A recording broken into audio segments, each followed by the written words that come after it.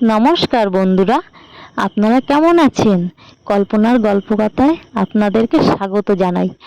আর আমি আজকে নিয়ে আসলাম নতুন একটা জিনিস আপনাদের সামনে তুলে ধরার জন্য।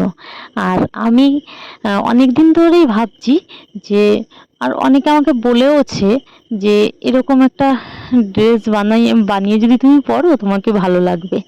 আর আমিও তাই ভাবলাম যে আমি যখন বানাতে পারি তাহলে কেন বানাবো না। তাই আমারও অনেক দিন থেকেই ইচ্ছা করছে যেরকম একটা লং স্কার্ট বানাই আর বানিয়ে পরি। আর তার জন্য আমি চলে গেছিলাম একটা টেলার্সের দোকানে। সেখান থেকে আমার এই কাপড়টা খুবই পছন্দ হয়েছিল, তাই আমি এই কাপড়টাই নিয়েছি। আর দুর্ভাগ্যজনক, এই কাপড়টা কম ছিল, যেটুকু ছিল আমি ততটাই নিয়েছি। কিন্তু কাপড়টা 2 মিটার 20 সেন্টিমিটার ছিল, কিন্তু আমার এতটা কাপড় মানে কম হয়ে যাচ্ছিল, একটু কাপড় কম হচ্ছিল। আর আরও একটু কাপড় হলে ভালো হতো। কি করা যাবে, এই কাপড়টা আর নেই। আর আমার কাপড়টা খুবই পছন্দ হয়েছে, যে আমি ভেবেছিলাম যে এরকম একটা কাপড়ের যদি লং স্কার্ট বানাই তাহলে খুবই সুন্দর লাগবে দেখতে। তার জন্য আমি এই কাপড়টাকেই পছন্দ করেছি আর এই কাপড়টাই নিয়েছি। আর দামটাও কম ছিল, খুবই কম ছিল দামটা। কারণ 100 টাকা করে মিটার ছিল এই কাপড়টার। তাহলে কত হলো? 220 টাকা দাম পড়েছে কাপড়টার।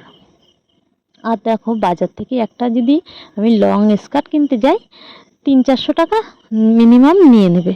আর যখন আমি বানাতে জানি, তাহলে আমার বাজার থেকে আমি কাপড়টা কিনে এনে আমি যদি বানাই তাহলে আমার অনেকটা খরচা কম পড়ে যাবে, আর আমার অনেকটা লাভজনকও মনে হবে।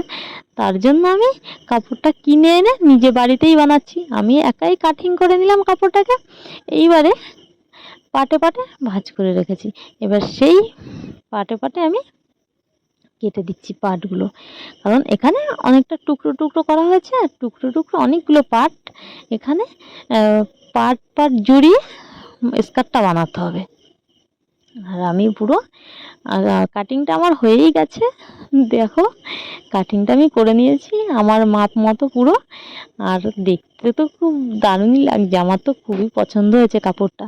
তোমরাও একটু জানিও কমেন্ট করে যে তোমাদের কেমন লাগছে এই কাপড়টা, আর আমি পরলে আমাকে কেমন লাগবে, আর আমাকে কেমন লাগছে পরার পরে, এটা একটু কমেন্টে জানিও। তাহলে আমার খুবই ভালো লাগবে, আর আমারও আগ্রহ বাড়বে এরকম জিনিসের প্রতি বানিয়ে পরার জন্য। আর আমি তো এখন সেলাইতে ব্যস্ত, মন দিয়ে সেলাইটা করে নিচ্ছি। যে পাটগুলো জড়িয়ে আমার করতে হবে সেটা আমি জানি। তার জন্য ওই পাট একটার উপরে একটা দিয়ে আমি সেলাই করেই যাচ্ছি, দেখো।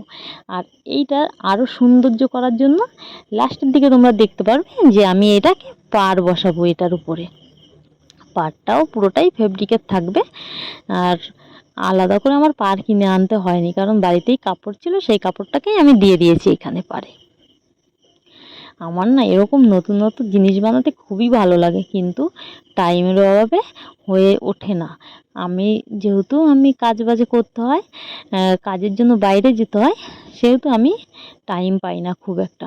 যখন টাইম পাই তখনই আমি এই জিনিসগুলোর দিকে মন দিই। আর আমার খুবই ভালো লাগে যে নিজের হাতে বানিয়ে কোনো জিনিস নিজের গায়ে জড়ানো, আমার তো অসাধারণ লাগে। তোমাদের কেমন লাগে জানি না, আমার তো খুবই ভালো লাগে। তার জন্য মাঝে মধ্যেই আমি এরকম টুকিটাকি জিনিস বানিয়ে নিই।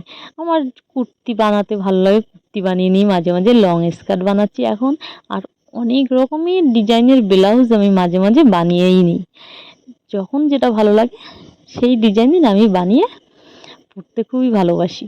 বানিয়ে রেখে দিই, যখন তখন দরকার হতে পারে, বলা যায় না। কারণ সংসারে মধ্যে থাকলে পরে কখন দেখো সব জায়গায় তো আর কুর্তি চুড়িদার পরে যাওয়া যায় না। মাঝে মাঝে এমন এমন কিছু অনুষ্ঠান আছে সেখানে শাড়ি পরেই যেতে হয়, তখন আমার মাঝে মধ্যে ব্লাউজ লাগতেই পারে। তার জন্য কিছু ব্লাউজ বানিয়েও তুলেও রাখা হয়, যে পরবর্তীতে পরার জন্য। আর তোমরা কে কোথা থেকে আমার ভিডিওগুলো দেখছো, আর এটা কিন্তু একদম ভুলো না যে কমেন্টে একটু জানিও যে তোমরা কোথা থেকে আমার ভিডিও দেখছো। তাহলে আমার বুঝতে সুবিধা হবে যে কে কোথা থেকে আমার ভিডিও দেখে। আর দেখো পুরো আমি পারফেক্ট লুক রেডি হয়ে গেছে।